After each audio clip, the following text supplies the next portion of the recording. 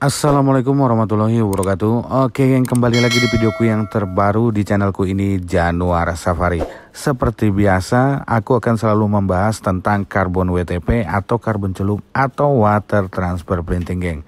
Nah, untuk kalian yang baru ketemu dengan channel ini, kalian bisa dukung channel ini dengan ya mengklik subscribe kayak apa, kayak di like atau dibagikan kayak video ini. Ngarep banget kayaknya.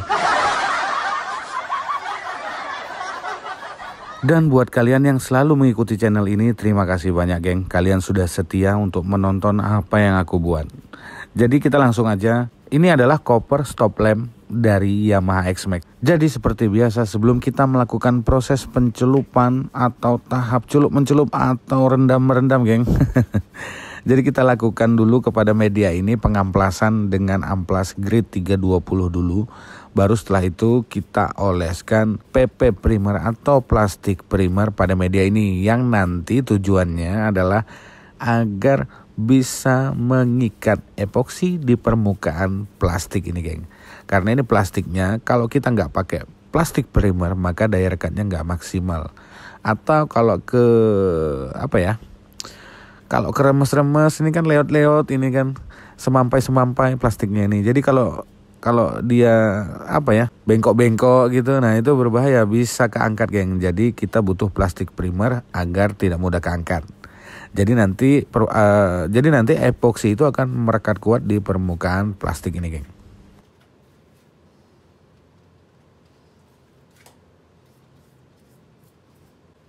Jadi geng, tanpa menunggu lama lagi, setelah proses pengolesan plastik primer tadi udah selesai, jadi langsung aja kita ke tahap proses epoksi.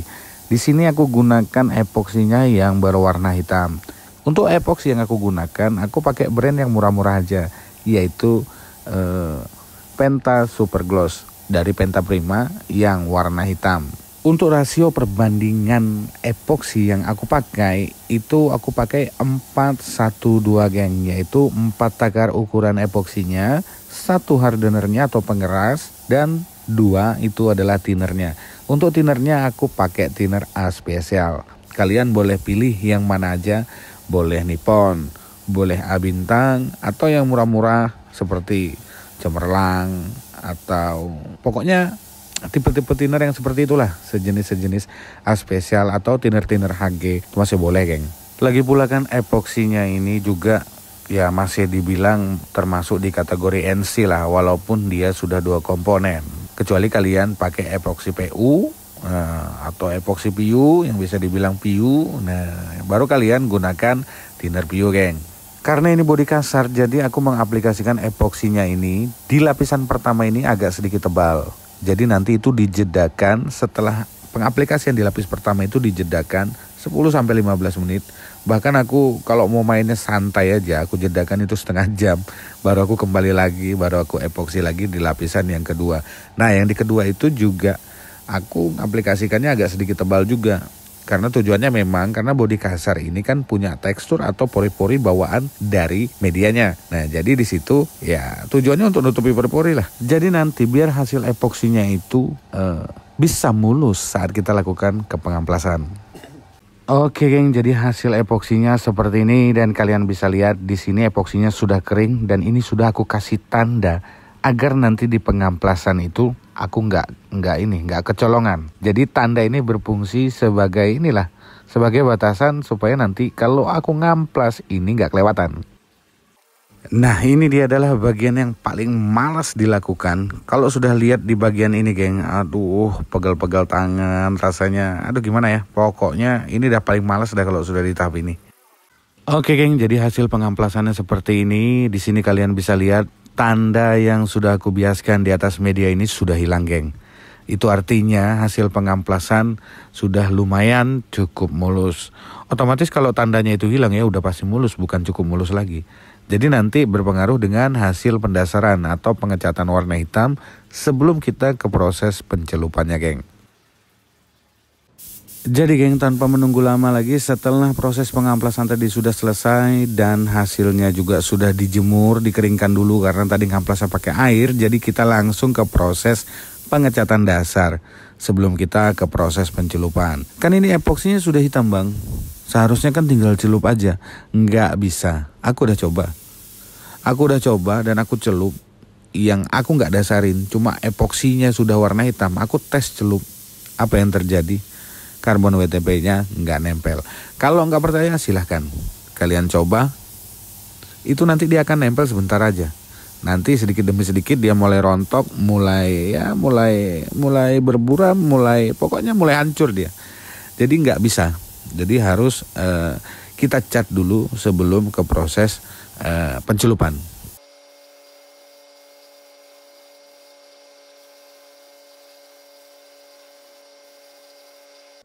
Setelah proses ini tadi pengecatan itu sudah selesai geng, maka langsung lanjutlah ke proses pencelupan. Tapi jangan lupa catnya itu ditunggu kering dulu baru ke proses ini.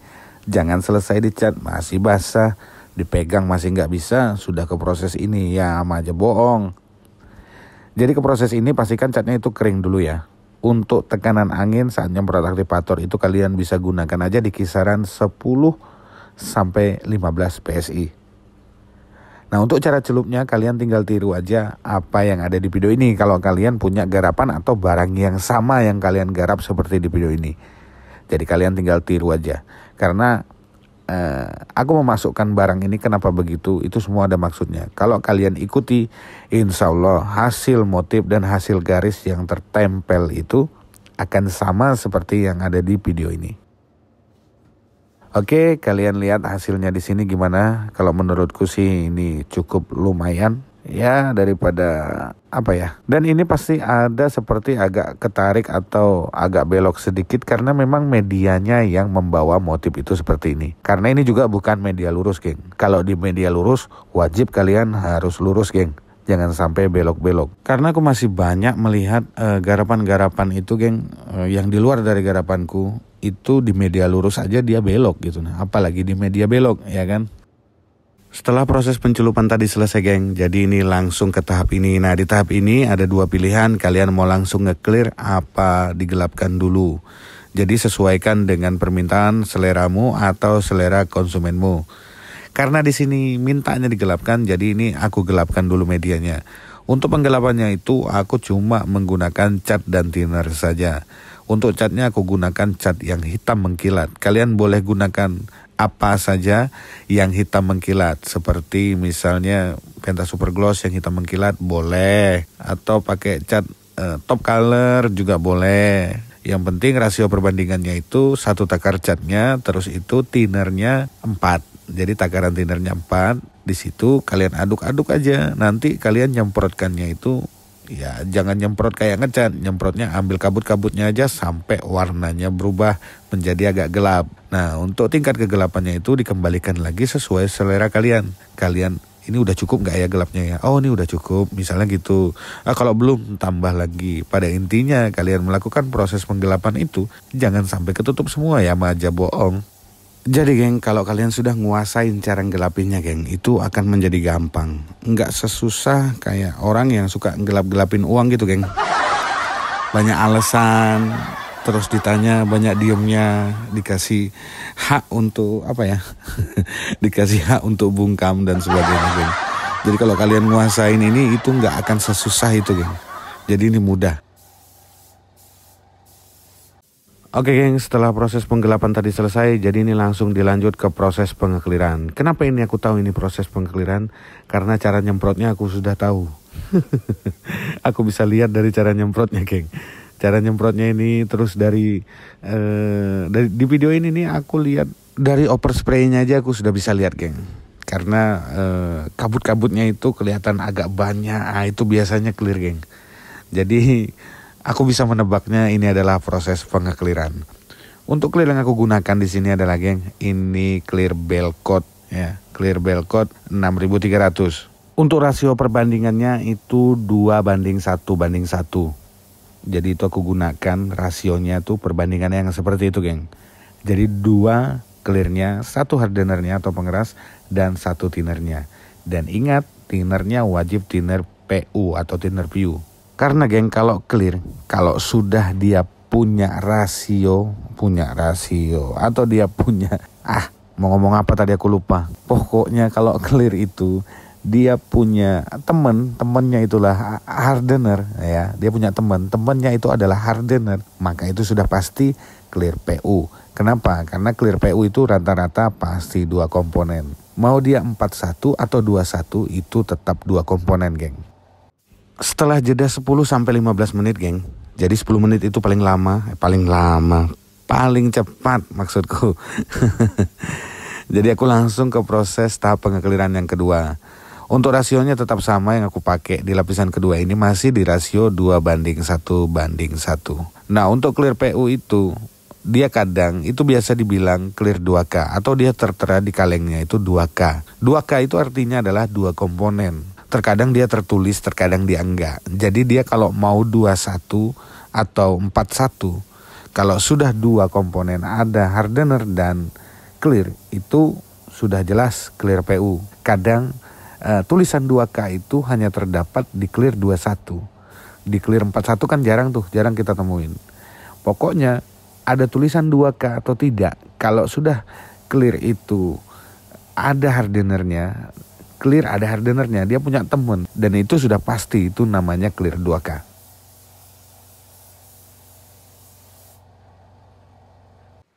Oke, geng, jadi hasilnya seperti ini. Ini adalah proses pengekliran di tahap pertama sudah selesai.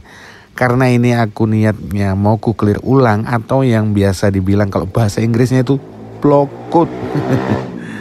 Sok-sok bahasa Inggris, pakai Indonesia aja lah. Yaitu pengekliran ulang. Jadi ini nanti akan aku amplas kembali. Padahal ini sudah cukup lumayan cantik lah. Tapi ya aku belum puas. Oke, geng, jadi medianya nih aku amplas kembali, geng. Setelah itu aku langsung melakukan proses pengekliran ulang. Dan rasionya pun masih sama, geng. Yaitu 2:1:1. Dan clearnya masih di clear yang sama, yaitu Belcode 6300. Untuk pengaplikasiannya ini aku mengaplikasikannya itu sebanyak 2 lapis juga, geng. Jadi totalnya itu 4 lapis, geng. Jadi di tahap pertama 2 lapis, di tahap kedua 2 lapis. Tujuannya selain untuk mendapatkan daging dan ketebalan clear yang sesuai aku inginkan, setidaknya beningnya pun juga akan dapat, geng. Artinya lebih wet look daripada pengekliran di tahap pertama tadi, geng. Oke, geng, setelah melewati proses yang panjang, jadi hasilnya seperti ini, geng. Dan ini sudah bisa dikasihkan sama yang punya, geng. Untuk barang ini aku menaripnya itu 200.000, geng. Gimana? Apa ini kemahalan menurut kalian? Atau kemurahan? Kalau ada yang bilang ini kemahalan, menurutku ini nggak kemahalan, geng. Karena kenapa? Walaupun pakai bahan-bahan biasa dasarannya, misalnya seperti Penta Super Gloss yang epoxy yang kita pakai tadi kan, Bang, Penta kan murah, Bang, dosa mahal-mahal. Di sini yang aku hitung itu adalah bukan hanya bahan saja, geng. Kalau kalian hitung bahan, ya mungkin itu akan kalian anggap murah, geng. Tapi bahan itu tidak bisa jadi patokan. Saat customer hanya menghitung bahan baku, yang dimana kita menghitung itu bukan sekedar bahan, tapi skill, pikiran, waktu, dan biaya lainnya, geng. Karena kenapa? Karena kita ini bukan sedang bikin nasi goreng dan bukan juga sedang jual buah-buahan, geng. Kita ini bekerja dengan racun dan bahan kimia lainnya. Jadi pertimbangkanlah harga itu bagaimana sepantasnya kamu menghargainya, geng. Gitu, paham kan? Oke ya, videoku cukup sampai di sini dulu. Nanti kita panjang lebar lagi karena durasinya udah lumayan cukup panjang. Oke ya, sampai jumpa di video selanjutnya. Assalamualaikum warahmatullahi wabarakatuh. Dan jangan lupa dukung terus channel ini supaya bisa berkembang. Bagikan, geng. Terserah mau bagikan kemana ya, oke?